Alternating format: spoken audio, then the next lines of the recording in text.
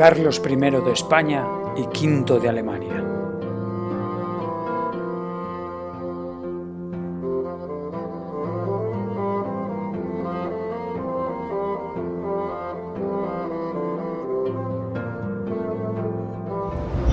¡Ay, señor!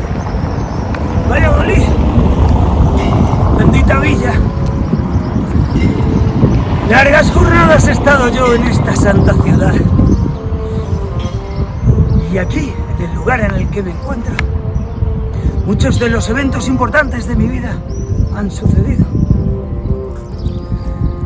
Aquí nació mi hijo Felipe. Sí, en ese palacio que tengo a mis espaldas. Aquí se proclamaron las Cortes y me nombraron rey de Castilla. Y largas jornadas he pasado en el Palacio Real, alojado, tomando decisiones importantes para mi imperio, ese imperio en el que no se ponía el sol. Si me dejáis, os cuento cómo se forjó ese gran imperio de los Austrias, que empecé yo y que continuó mi hijo, Felipe.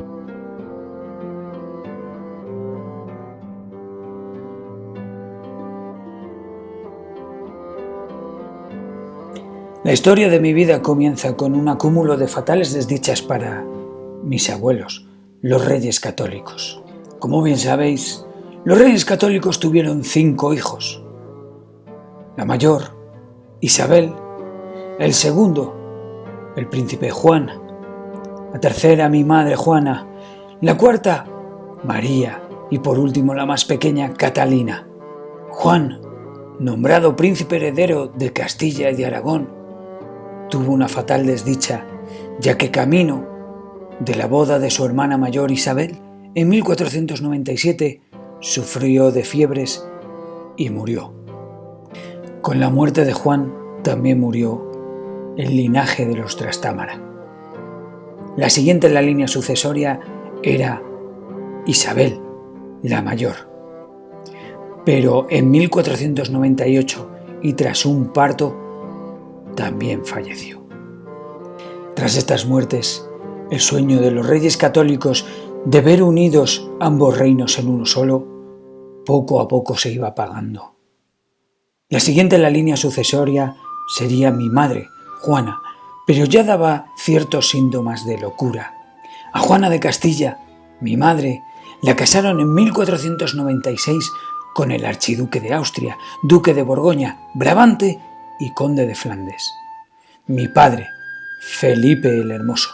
La reciente pareja marchó a Flandes, donde tuvieron su residencia habitual, a la espera de heredar tanto el reino de Castilla como la corona de Aragón. Una vez allí, y durante la celebración de un baile en el palacio Casa del Príncipe de Gante, en Flandes, mi madre, Juana, comenzó a sentir fuertes dolores en el vientre.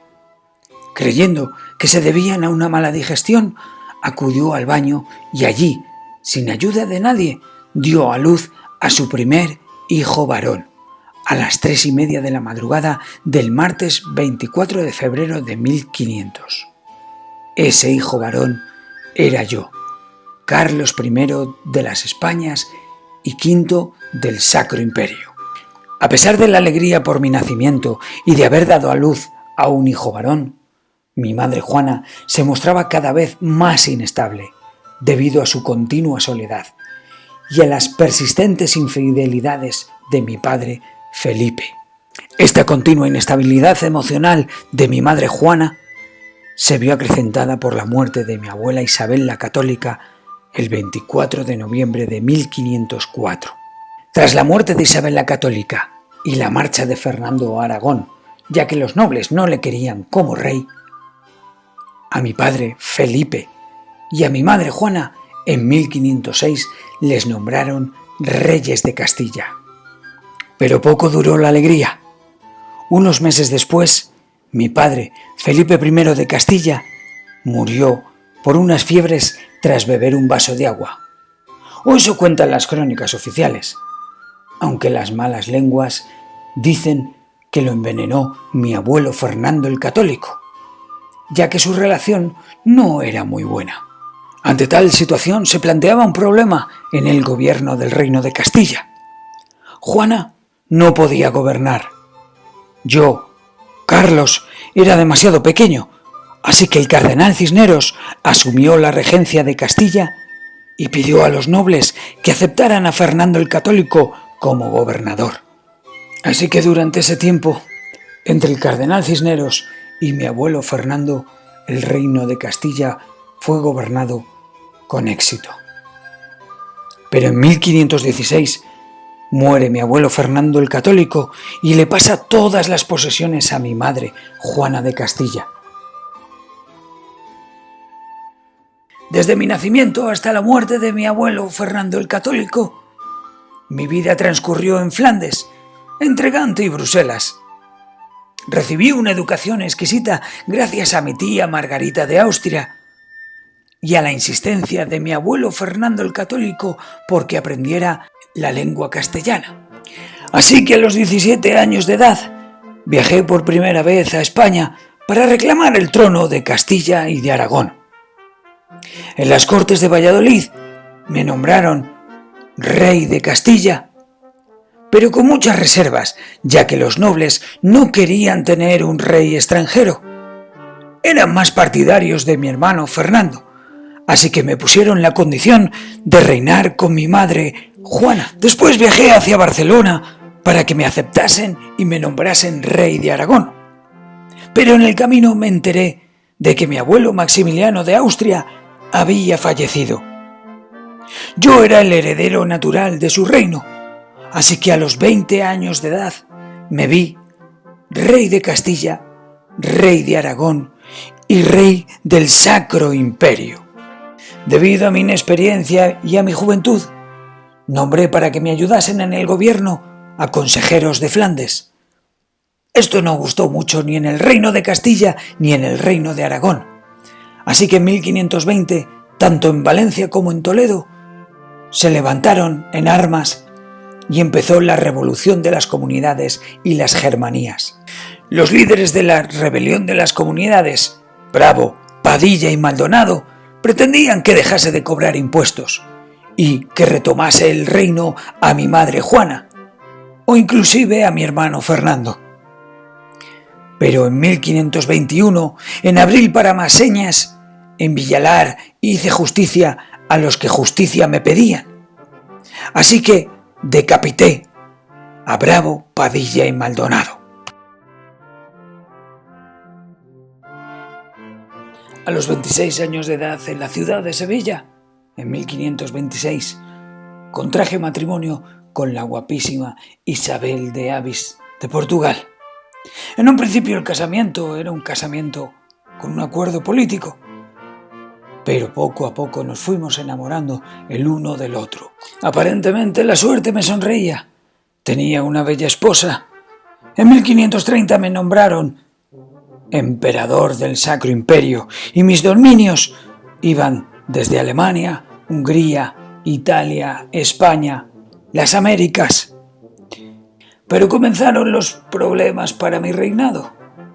En 1532, el Imperio Otomano, liderado por Solimán el Magnífico, comenzó a atacar Hungría y la frontera con mi imperio. La defensa de esta frontera fue uno de mis mayores dolores de cabeza durante mi reinado. Por otro lado, en mi vasto imperio, lleno de territorios distintos, lo único que les unía era la religión católica.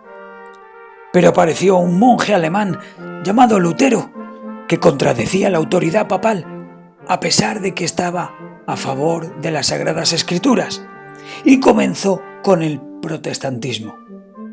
Mi lucha fue feroz contra este individuo, ya que yo siempre fui un ferviente católico. Menos mal que las Américas me daban muchas alegrías.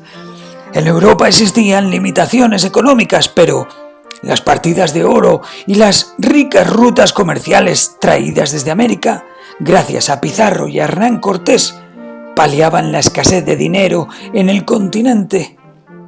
Se fundaron ciudades como Quito, Bogotá o Sucre, y Magallanes y Elcano consiguieron dar la vuelta a América y al mundo. Pero de nuevo la vida me castigó. En 1539, mi Isabel, mi queridísima Isabel de Portugal, murió en Toledo tras un parto de un niño muerto. Esto para mí supuso un mazazo, y a partir de este momento me volví huraño, taciturno y triste. Había perdido la ilusión y el ánimo por seguir reinando. A pesar de mi tristeza, continué reinando 15 duros años más, ya que el imperio necesitaba de mi gobierno y de mi saber. Así que a partir de 1553 comencé a ceder mis reinos en favor de mi hijo Felipe. En un principio le cedí el reino de Nápoles para que se pudiera casar con María de Inglaterra. En 1555 le cedí los Países Bajos y por último, en 1556 le nombré rey de España, de las Sicilias y de las Indias. A mi hermano Fernando, que siempre fue fiel a mi reinado, le nombré heredero del Imperio Sacro Germánico.